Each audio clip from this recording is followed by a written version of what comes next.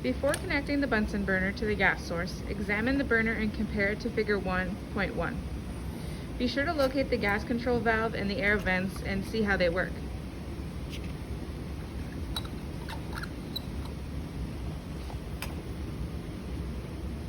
Connect the gas inlet of your burner to the main gas valve by means of a short piece of thin-walled rubber tubing. Be sure the tubing is long enough to provide some slack movement on the bench top. Close the gas control valve. If your burner has a screw needle valve, then turn the knob clockwise. Close the air vents. This can be done by rotating the barrel of the Bunsen burner, or slide the ring over the air vents if your burner is built this way.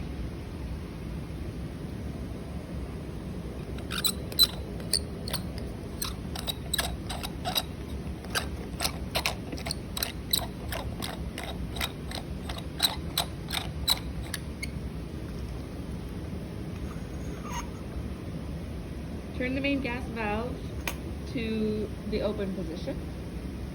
Slowly open the gas control valve counterclockwise until you hear the hiss of the gas.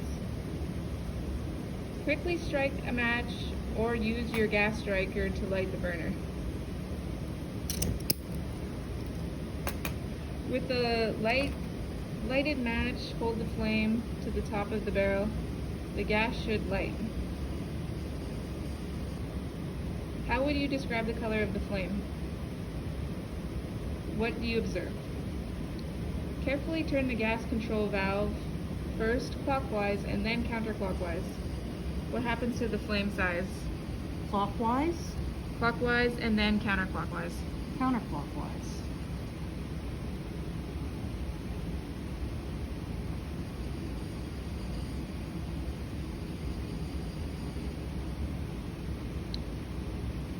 If the flame should go out or the flame did not light initially, shut off the main gas valve and start over.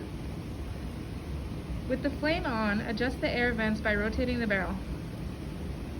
What happens to the flame as the air vents are open?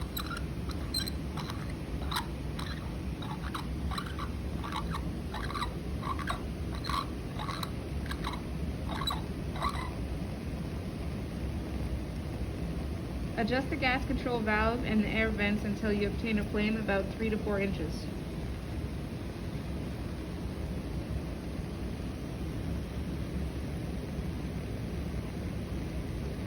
With an inner cone of blue.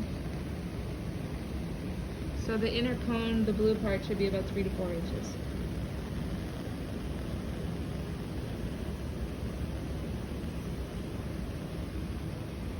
The tip of the pale blue inner cone is the hottest part of the flame. Too much air will blow out the flame. Should this occur, close the main gas valve immediately. Relight, following the procedures in step 3. Too much gas pressure will cause the flame to rise away from the burner and roar. If this happens, reduce the gas flow by closing the gas control valve until a proper flame results. Sometimes flashbacks sometimes occur. If so, the burner will have a flame at the bottom of the barrel. Quickly close the main gas valve, allow the barrel to cool, relight following the procedures in step 3.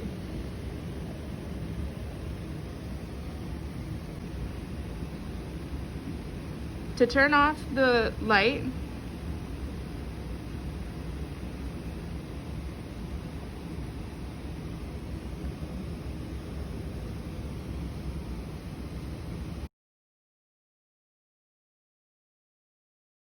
the meter stick is used to measure length. Examine the meter stick in your kit. You will notice that one side has the divisions in inches,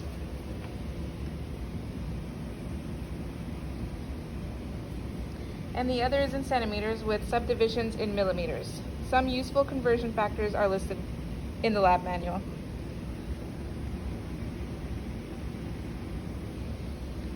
A meter stick that is calibrated to 0.1 centimeters can read to the 100th place. However, only a 0 or a 5 may appear. A measurement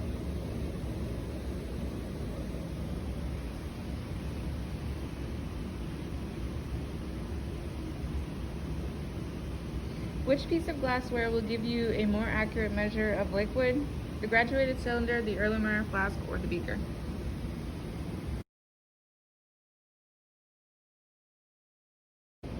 Here are the two types of balances we have at the university. This is a triple bean barrel. And this one is a top loading balance. For this experiment, we're going to weigh three things on both balances. Instead of quarters, we're going to use pennies, a test tube, and a 125 ml Erlenmeyer flask.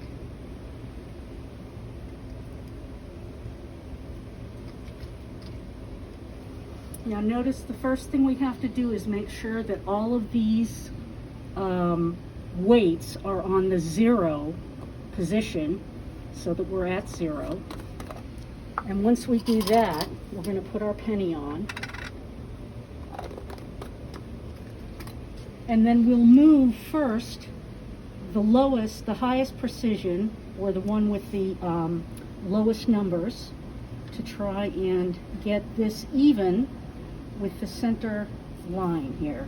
Get this pointer even to the center line.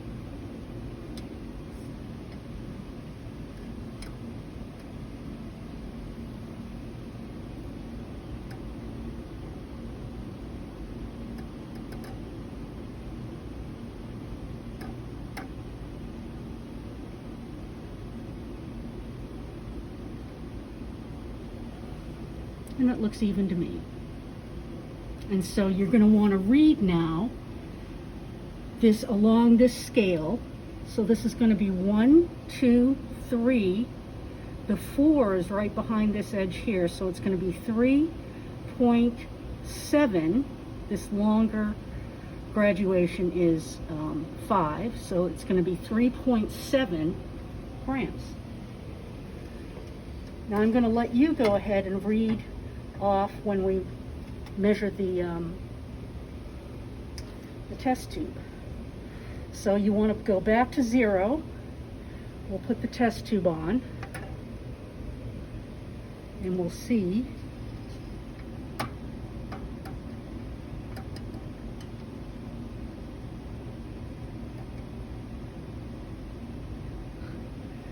that it weighs a little bit more, or sorry, a little bit less than 10. A little bit more than 10, sorry, because this is too high. So we're going to put this back. And on this triple beam balance, the 10 is in the back here.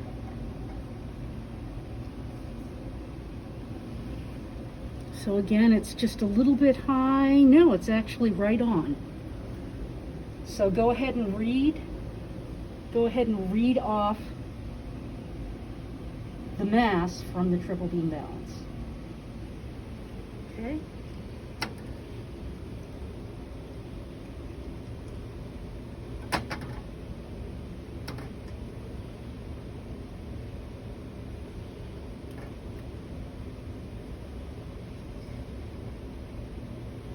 So this is going to weigh much more than 10 grams. 20 grams, 30, 40, 50. Okay, it's going to weigh between 60 and 70. So we'll put this back to 60, and we'll have to use this now to balance it out. Okay, that's too far.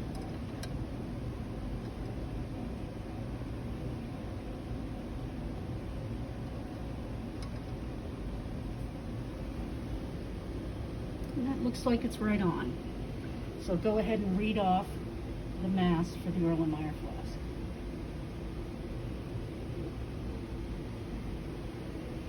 Okay, now we're going to move to the top loading balance. And what you want to do here is, this is on, but we want to get it to 0. Oops, let's try turning it off. There we go. Sorry, it wasn't on. Okay, so this reads 0 grams. If it didn't read 0 grams, then you would push this re-0 button here. And now we're going to be very careful. We'll put our penny on here. And you want to read off all the digits, including the 7. If that 7 had been a 0, you still want to write that digit down because you're going to get 4 significant digits out of this particular measurement. If you were to have left the last digit off, you'd have the wrong number of significant figures. Okay? So let's go ahead. Let's make sure that this is zeroed, and it is, and we've got a nifty little hole here. We can put our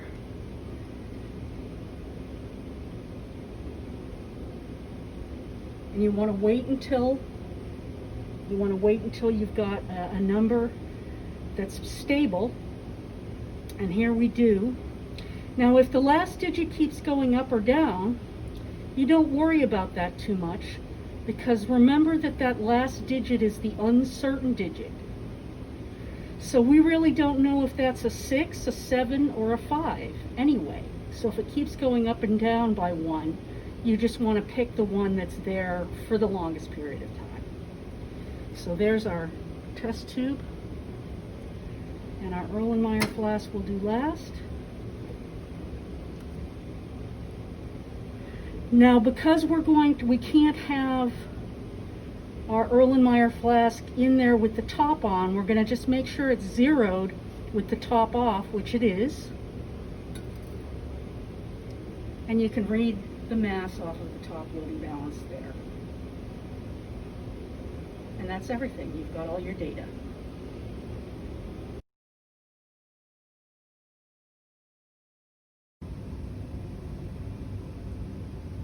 Here is the thermometer at room temperature. Here is our ice water bath. Now we're going to insert the thermometer into the beaker.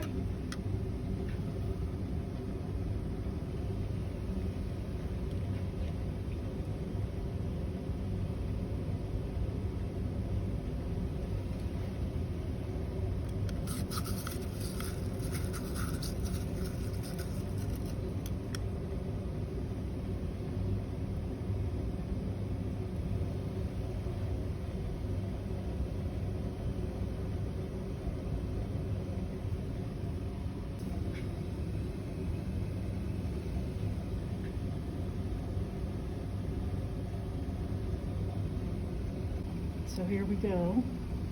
We've got this boiling water.